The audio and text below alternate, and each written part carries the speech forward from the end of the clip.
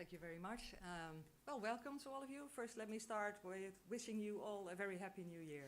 I think we can still do that now. It's good to see so many familiar faces already in the audience, including Peter. We were just discussing that we probably are looking forward to a year with a lot of panels and speeches together. So I think in a few months we will be that experienced that you can hire us for weddings and other parties. Like you said in the introduction, I'm the rapporteur on FinTech. And just to remind you why I took the initiative to draft an own initiative report on FinTech is, like you mentioned in the introduction, I'm in the European Parliament now for 2.5 years. And my experience was that in the first 1.5 years, we spent most of our time looking backwards, looking at the financial crisis and thinking about what we needed to do to prevent that from happening all over again. So we were working a lot on all kinds of level 2 measures because of the first regulation was already, level 1 was already done in the previous mandate. But in our mandate, it's a focus on, for example, I'm also a shadow rapporteur on MiFID. It's on the details, it's on the delegated acts, the RTSs, and it's all very, very technical. And if you are not careful, you just drown in the details and do not see what is happening in the real economy, in the outside world. And what do you see in the outside world? That a lot is happening because of the new technologies. Of course, big data is around for longer, but the use of artificial intelligence is really speeding up. There's a lot of investment in artificial intelligence. And the combination with machine learning is even more intriguing and brings with it a lot of questions. But it's also, of course, blockchain.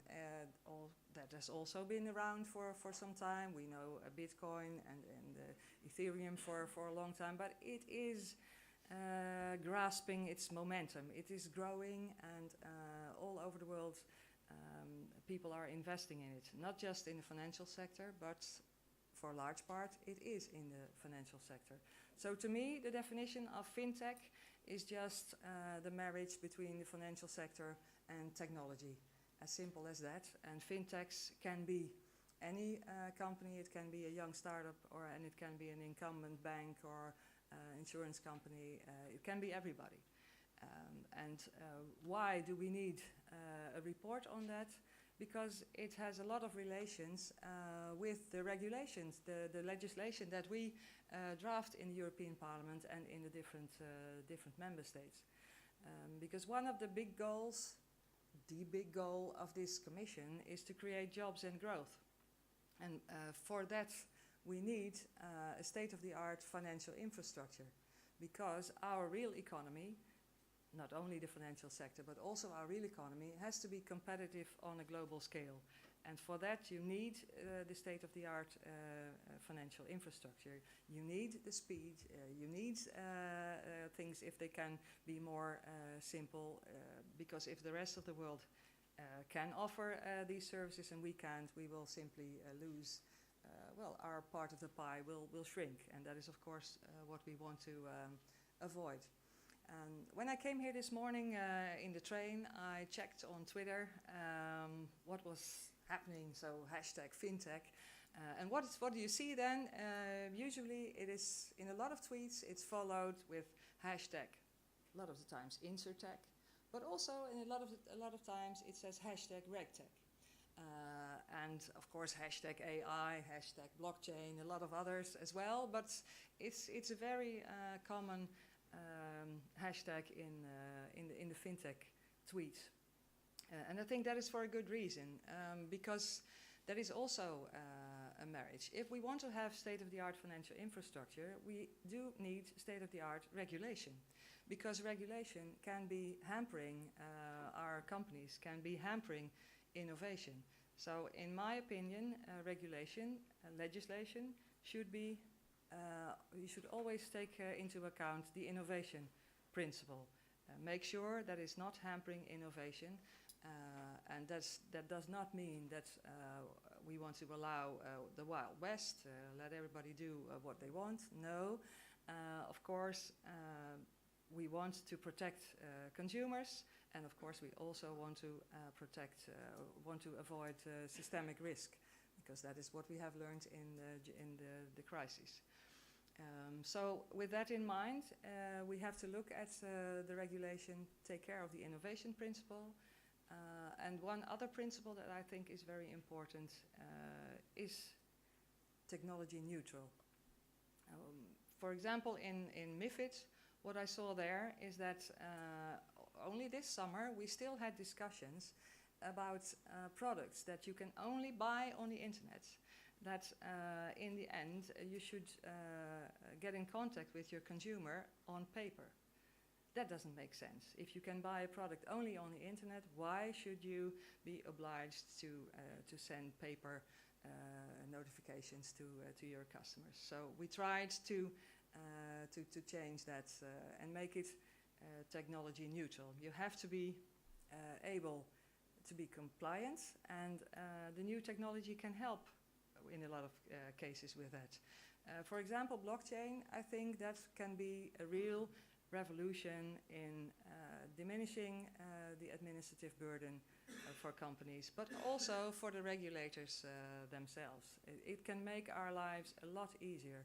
If you see what is happening now, the announcement DTCC yesterday that they are going to move forward, so that I think that is a big step, and that is just one example of how our world is going to change and how blockchain will become more and more common. I think what we should do is, as legislators and regulators, that we should, like the FCA is the sandbox of all sandboxes, I would say, but I think we need a lot more sandboxes all over Europe. You see that they do it in the rest of the world. Look at Singapore. So we should pick up on that, but it shouldn't be just the financial startups that are experimenting with it with the help of the regulators. No, the regulators themselves should also experiment. I think, and that will be one of the recommendations in my report, that we should try to pick up an experiment, for example, in CSDR, in doing that with DLT. That could be a nice test case, because it is difficult and it's challenging to do it with the financial products to start with it, because of the systemic risk and because of the threats to consumers. But if we start to experience with it, to get more knowledge about it amongst the regulators on the reporting side, I think the reporting side is the safe side. So why not start there? The risks are not that big there, because, well, the financial sector is all about risk management. That is what you all make your living out in a way. But of course, we do not want to take our risks shouldn't be too high. So that's why I think we should start with the regulation and on the safe side. A lot of the national competent authorities are already experimenting with blockchain with their own currencies. For example, my own Nederlandse Bank, the Dutch National Bank, is experimenting with a virtual gulden. I think that is also good. I think the ECB should also experiment with a virtual euro. Why not? Let's get used to it. I think the DLT technology is here to stay. And if we want to be competitive on a global scale, we should try it. I think it is an American expression that you do not only need brains, but you also need the balls. I think it's time that we show in Europe that we do not only have the brains, but we also have the balls to do it. So that's my opening statement. Let's try it and move on with it. Thank you.